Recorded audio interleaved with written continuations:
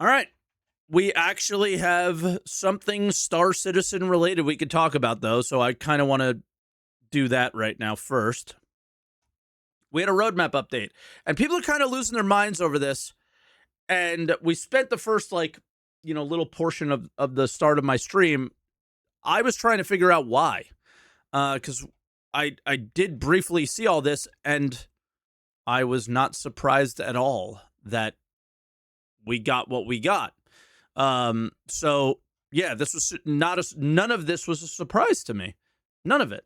And I didn't know why, and we'll show you why. I thought it was said by Jared somewhere or something. It wasn't. Um it wasn't. I just missed it. But here we go. We got notable changes. All 4.11 stuff. Let's switch to here. What did we say? And then we can make it a little bit bigger so you guys can read it. 4.11, Nix 1. Okay? Nix is a coreless planet that orbits closest to the sun. Once considered impossible to terraform, Nix 1 has undergone drastic transformation thanks to the new experimental technology. This is the one that we saw, like the beautiful planet with all the biomes, right?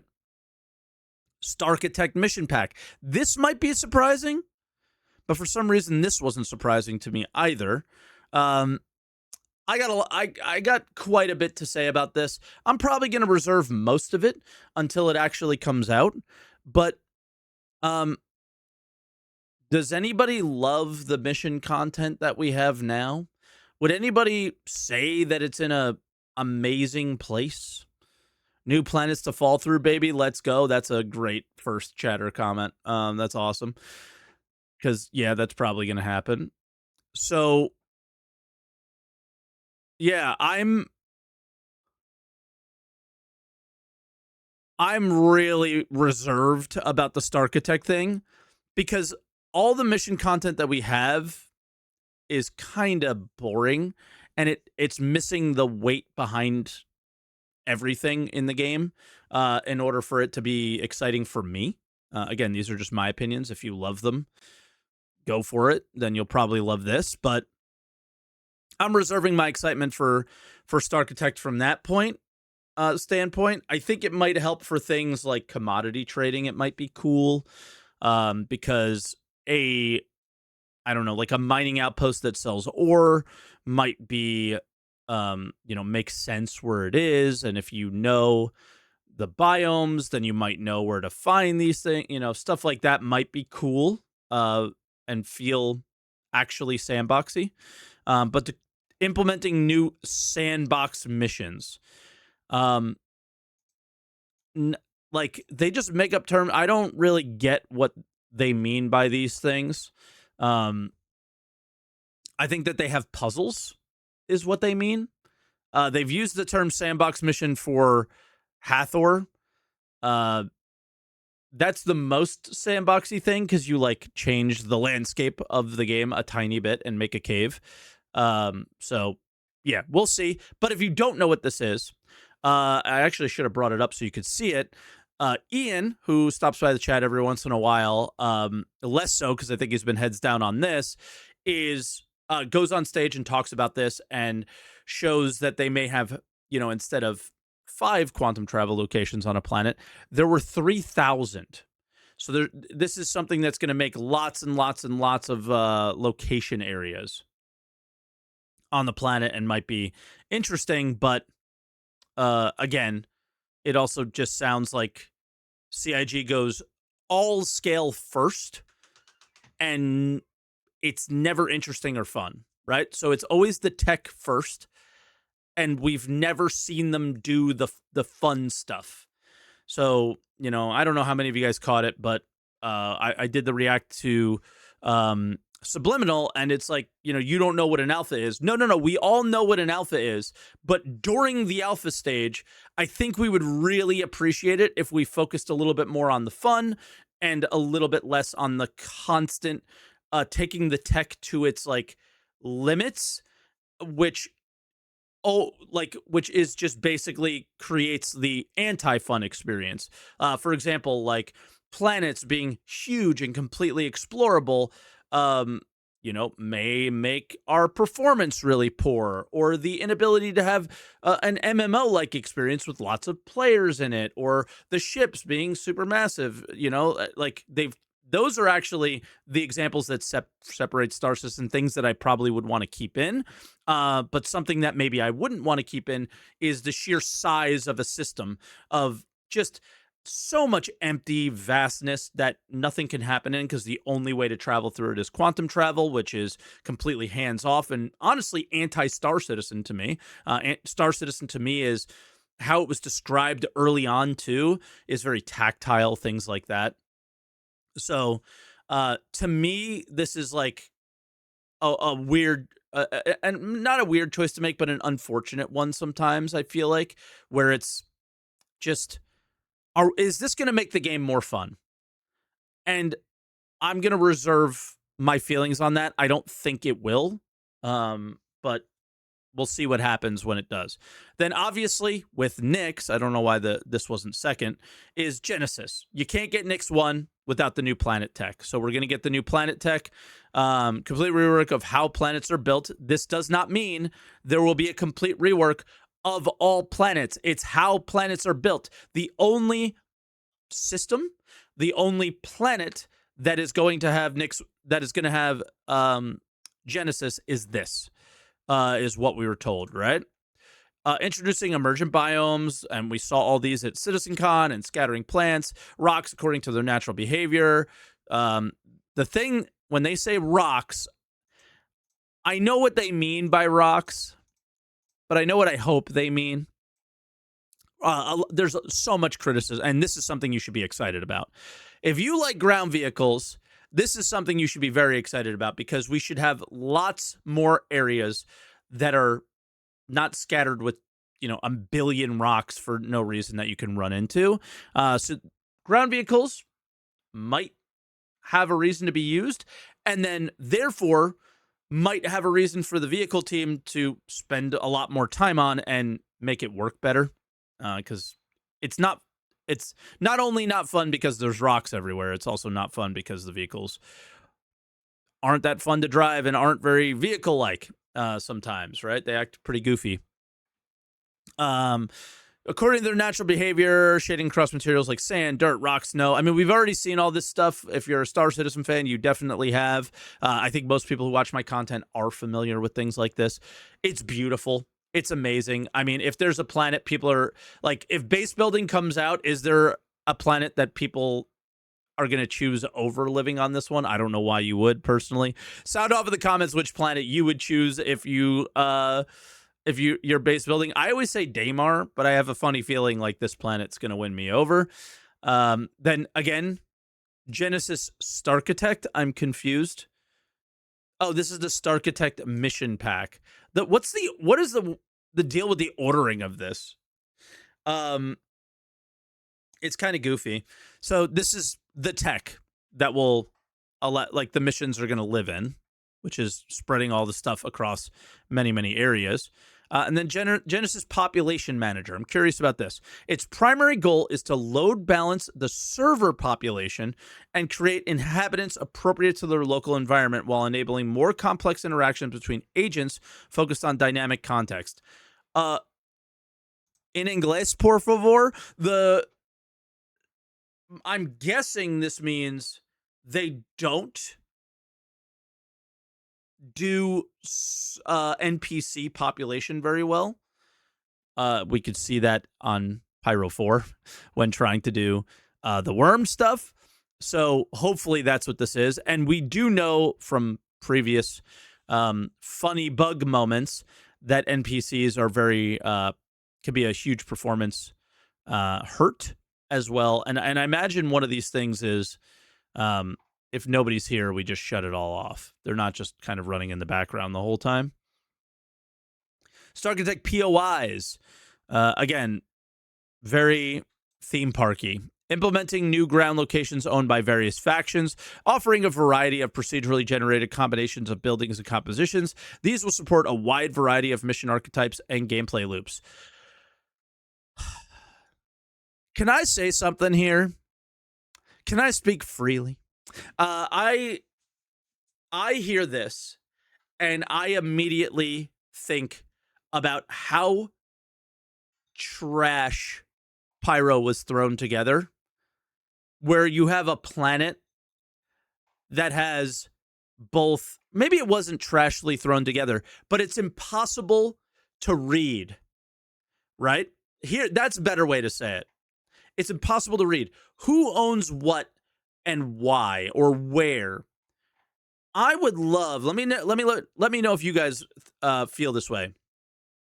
I would love if there was like a faction filter on the star map, and territory isn't kind of random. Like it's not going to be in like tiny little pockets. Like they only own this outpost, right?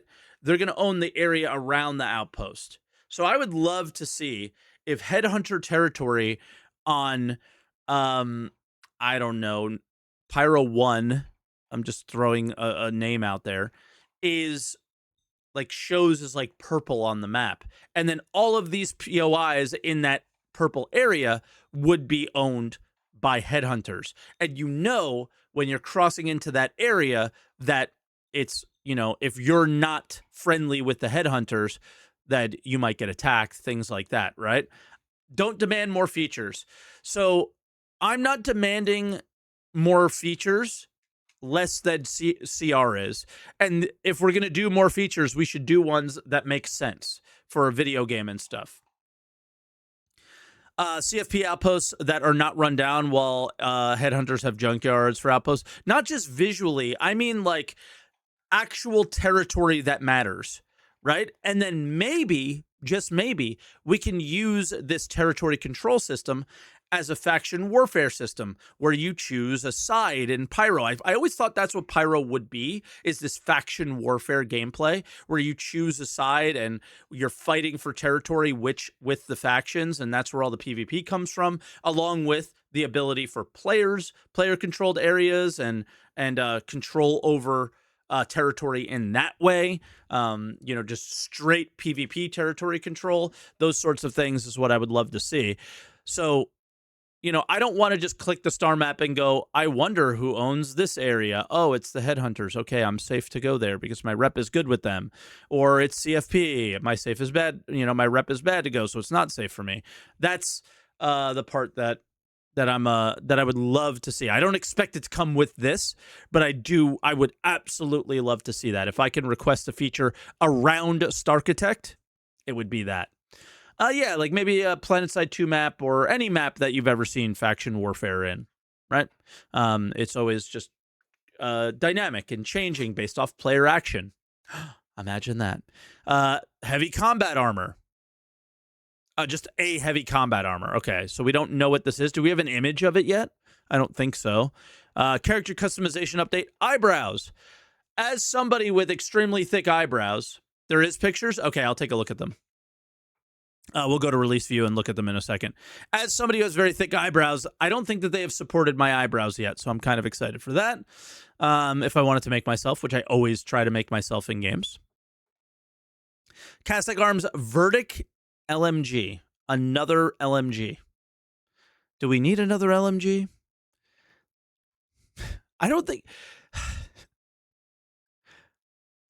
This again goes to the conversation that we've had, that I had like about Subliminal and that comment, and I went on his live stream and had a conversation with him about it too. Is the people who work on this stuff are artists, right? Like they make it, but they're not the only people that work on these things. So there's a lot of people who work on the code to make this gun work and the balancing to make this gun make sense within all the other guns. And then, you know, those guys also fix the bugs around the FPS experience, in which there are billions. We saw them all on Siege of Orison. And part of me goes, okay, so the argument here is that they, you know, a lot of people are just stop selling ships and then fix the game, right? Like that is an unrealistic expectation to have, because a company like this can't just stop on a dime, stop selling chips, and survive, right? It's their main source of income. And the big mistake that CIG, I believe, made was not focus on other sources of income from the start. Things, you can't have a submodel in a pre-alpha playtest, but I wish that's kind of the direction they went, but they didn't. But in this case, all the images are in mod chat. Okay, cool. In this case, you can make the argument that there's no need to do this, right? There's no need for this at all. And we can, maybe reimagine other guns that we have for the artists. But I think we have a fairly decent lineup that needs better balancing, that needs a lot of bug fixes. So I wish all the teams involved in bringing a weapon like this alive, although I'm probably going to fall in love with it because it's a Castac Arms gun, their time could be better spent. But again, yep, this will be sold in a pack on the Pledge Store, which it's hard to ignore. A super overpowered, I don't think it's overpowered, but super overpowered, weapon and armor set. Surprise, surprise, sold for a ton on the store. I don't know if you guys want me to go in that, but I went in on it on Twitter about somebody being just completely idiotic, in my opinion, about how they should be able to buy those things. Castac Arms Helion pistol, so another pistol, high velocity plasma weapon that creates hazardous impact zones, allowing operators to rapidly deploy multiple areas of denial across the battlefield. That's interesting. Weird that it's a pistol as well. I would have thought we would get something more like a grenade launcher type thing for this. Maybe just like a different ammo type for the grenade launcher would be cool. And then Wicklow ship offerings, the Tiburon is in there. That's the shark with a laser on its head. Okay, so apparently we have all the images in my mod chat with, I'm assuming they'll be with color because he always does that. And yeah, so Nyx 1. There it is. Another little look at Nyx 1. So yeah, how can you not want to live on a planet like this, in my opinion? This is a look at the heavy armor. Kind of similar to the super heavy. This is the heavy armor that we saw at CitizenCon 2024. We already got a look at this. This was the heavy. So cool. Here's the Castac Arms pistol. Cool looking. The area denial thing will be very interesting. I wonder how it'll play in like Star Marine. And this is the Castac Arms LMG. I guess I'll reserve my opinions about it until it's in game. Looks way too much like a Karna. Like way too much the size of it. The magazine looks small. So it looks like a small magazine LMG. Kind of, that's a bit weird. Oh, hell yeah, dude. You got the guy from Babylon 5's eyebrows as well. You know what I'm talking about? I can't remember the character's name. With the hair and the eyebrows? The hairy dude? Holy. Londo? Yeah, there you go. Yeah, the Londo Malari. Yep. Holy. This is more my eyebrows, I think. When I got a haircut and the guy just shaved them, like big time shaved them. So I was like, that's more like mine. Cool. So eyebrow representation. All right. So one thing I was curious about, like, how did I know all of this stuff was coming already? And I was like, damn, did somebody tell me something that I'm not supposed to know? And I'm just going to say it. No, but the one thing that's not on the roadmap that we think might end up on the roadmap in the next few weeks is this. Hold on. I think you'll know what this is just based on looking at it. It was muted. Starchitect. Is it still muted? It is. Hold on. Let's go back a little bit. Hardware, which I'll go ahead and tell you is currently tracking for 4/11 in September across your. So currently tracking for 4/11 in September. A lot of things have been pushed out and delayed. So maybe not. And then this was, let me switch scenes to here again. This is why I knew Nix won and the tech was coming. Because the Rotterdam bar citizen leaked like conversations or whatever, right? And I was like, how did I already know this? Because I was like scrolling through Twitter while waiting at a red light this morning, and like a Space Tomato came up and it's like came earlier than expected and was like pointing out that this was there. And I was like, wait, how does he not know this? And I was like, I thought we heard it from Jared on an SCL. And it's like, all right, well, this was like a very, you know, I don't know, like unique, like way, like, you know, if you're covering Star Citizen, you may not have seen this. So I was like, how does he not know? Because I thought it was like an official thing on an SCL. And I was like, he would know that. That's weird. But no, it was like this little Rotterdam bar citizen thing. So there's that. And then there was a bunch of talk from Will Hain about, I'll keep switching to the wrong one, who is the river guy and a lot of the planet tech guy and the water guy, right? The whole tech has turned out better than expected. Polish phase always takes things from good to great. So my favorite things are still being worked out. My biggest focus right now is performance. Okay, so it's not great. All right, this is all you need to read is the first one. So it's not great. It looks great. Right? It looks great. But red flag. Raise the red flag. This is not going to be good. Because when it gets to us, it's going to be not great performance. So prepare for that. When you come into that, and this is why I say these things, is set your expectations right. He set them right here. Star Citizen and CIG will not set those expectations correctly for you. They will say Planet Tech V5 is coming in. They will say Nix 1 is coming in. You know, the Nix 1 that you saw at CitizenCon. You probably will not see the Nix 1 that you saw at CitizenCon because it won't perform as well. There you go. We've made it better performing by moving as much to the GPU as possible, but we're also doing a lot more work. At the moment, it's hard to compare. Not really apples to apples, okay? V6 is not something planned, but the next leap for Planetech would change our height pipeline. That's at least touched partly in V5, though the offline part has changed significantly. I don't know what offline it means.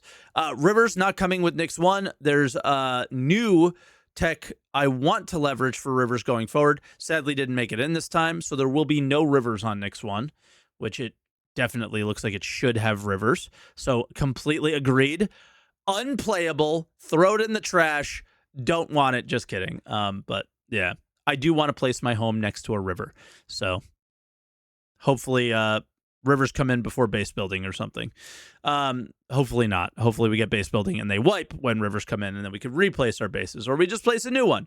1-to-1 is not achieved here. Sadly, we're closer to the Planetech side, but there are other limitations to giant spaces like that. Oh, I guess somebody asked about 1-to-1 planet sizes. We don't need that.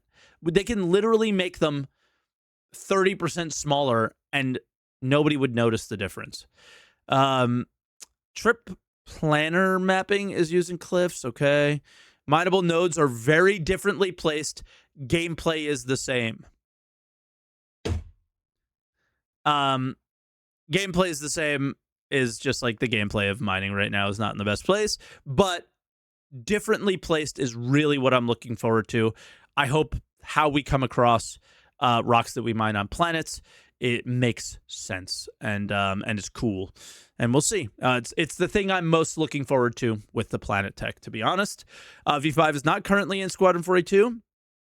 We've been iterating on the Star Citizen code base. That's a very cool thing to hear.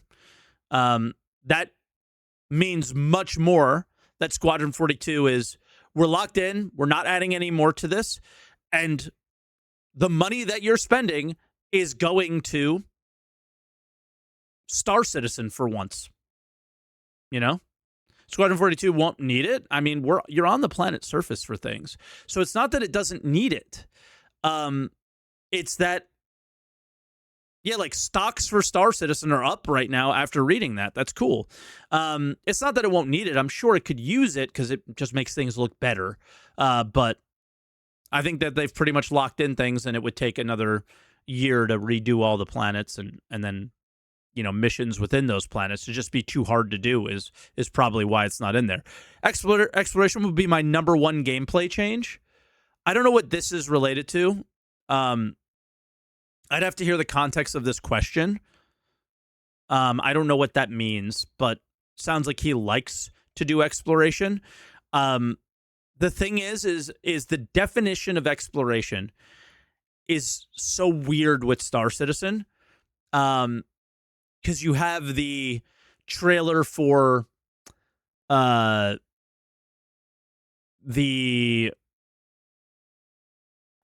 Connie. Remember that one where they're like exploring and they find an alien race, or the Carrick, yeah, and they're doing this. The Carrick is the example, I do believe, of what they think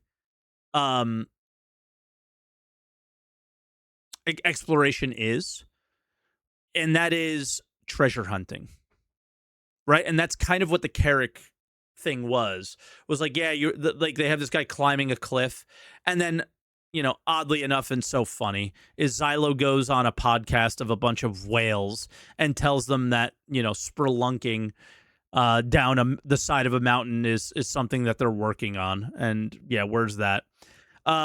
We have plans for a video, but I don't make those decisions. I hope it'll be a really nice, fun one. Okay, cool. And I have to go. Thanks, guys. So I don't know whose chat this was in. I don't like when people do this. And the person who made this post is here. 10#42. I think it should be posted in whose chat they're in. I don't know. I think that's a little bias that I have there. Because if they're taking the time to spend with that streamer, they deserve it. I think it should be in the title or in the description or whatever. That's just me. I think we get a lot. We get a lot of devs here that talk here and share things here, and part of me loves when the devs share things here and then the community gets mad because they all hate me. That's also fun content to react to. But also it's like I get a lot of hate because I hate the direction that the marketing of Star Citizen has taken this game into, but I also don't get the respect from the community for the way I've interacted with the devs over the years and the kind of interactions that we have. So I think there's an obvious bias there, and we're all a little biased to ourselves somewhere. But yeah, you do a source of the comments, yeah, but that's never going to be at the top, right? So nobody sees that because nobody cares. But I do appreciate that you do the sources. But yeah, so I think that's it in terms of stuff that I wanted to talk about today. Outside of that, I will say something. I looked through the SCL with Benoit for Jared's comments about 4.11 because I thought that's where they were. Turned out it was at that Bar Citizen, right? But through that, I also have been looking a lot at the patch notes. And one thing that I want to say about that is something that we heard in that SCL was that the player experience team was, having a little bit more power and control over what bugs get fixed. And I don't know if you've noticed in the more recent PTUs, but the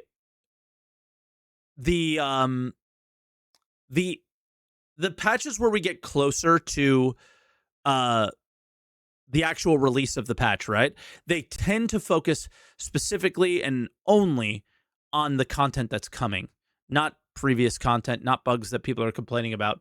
Things like Siege of Orison, the new gun, stuff like that is what you would mostly see their focus on. And we have seen PTU patches with that, but the more recent patch notes has been a more like mishmash of a bunch of fixes from all across the game.